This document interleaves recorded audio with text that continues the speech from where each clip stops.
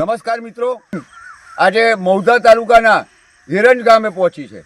આ હિરંજ ગામ એટલે કે એવું કહેવાય કે બહુ મોટો વિસ્તાર, અને એમાંય પરા વિસ્તાર, ચવ્હાણવગા વિસ્તાર. આ વિસ્તારમાંથી અસંખ્ય બાળકો શાળાએ ભણવા જાય, અસંખ્ય પશુપાલકો ડેરીએ દૂધ ભરવા જાય, અને આપણે જોઈ રહ્યા છીએ તે પ્રમાણે આ બહેનો પોતાના ઘરના કામ માટે ગામમાં જાય.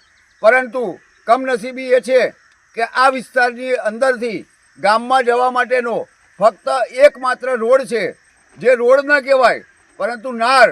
અને નાળ તો ઠીક, પણ ચોમાસાના પ્રથમ વરસાદે જ આપણે પાછળ જોઈ રહ્યા છીએ તે પ્રમાણે આ નાળની અંદર પાણી ભરાઈ ગયું છે. મોટા પ્રમાણમાં પાણી ભરાઈ જવાના કારણે આ નાળની અંદર કાદવ કિચડ થઈ ગયો છે, અને આ કાદવ કિચડમાંથી નાના નાના ભૂલકાઓને શાળા જવા માટે પસાર થવું પડે છે.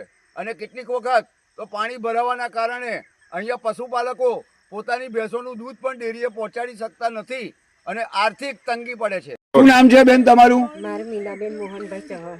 તો તમે હિરણના કયા વિસ્તારમાં રહો છો? અમે ચૌહાણના કુવે.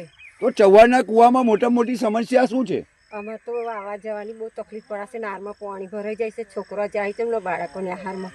એટલે અમારે રોડની માગણી માગીએ છીએ. અમારા ગામના સરપંચ કોઈ પેલે જ નહીં કર્યું. અમે કાર્યવાહી કરી, સરપંચને કહ્યું તોય ના મળી, ધારાસભ્યને કહ્યું તોય ને ઉપયોગ કર્યો અમારો. તો અમે પછી જોઈન કરી આગળ, તે પણ તોય પેલે જ નહીં કરતા રસ્તાનો.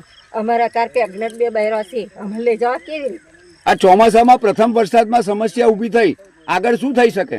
અમારે તો ખાટલામાં ઘાલીને લઈ જાય ને તોય લઈ જવા પડે, જોરીને ઘાલીને. એ અમારે તકલીફ છે. તાર નારમાં ક્યાં ઢેચન હું પાણી ભરાઈ જાય છે. અમારે લઈ જવા જ કેવી રીતે? અમારું પેલે જ કરવા તૈયાર નહીં. તમારી આ સમસ્યાનું હલ નહીં થાય તો તમે શું કરશો? અમારે તો શું કરવાનું સાહેબ, હવે આગળથી થાય તારે ખરું ને. નામ છે ભાઈ આપનું? મહેશભાઈ ભરતભાઈ ચૌહાણ. તો તમે હિરણના કયા વિસ્તારમાં રહો છો? ચૌહાણનો કૂવો. શું સમસ્યા છે તમારી? સમસ્યા તો એટલી જ છે કે અમારી જે નાળીઓ છે ને એ નાળિયામાં ઘણી બધી તકલીફો પડે છે ચોમાસામાં, પણ કોઈ આનું નિરાકરણ જ નહીં. પહેલાં બાળકોને સ્કૂલમાં જવાનું એ તકલીફ પડે છે. બીજા નંબરમાં અમારે હોસ્પિટલ જવું હોય કે ડિલિવરીનો કેસ હોય એમાં બહુ તકલીફ પડે છે.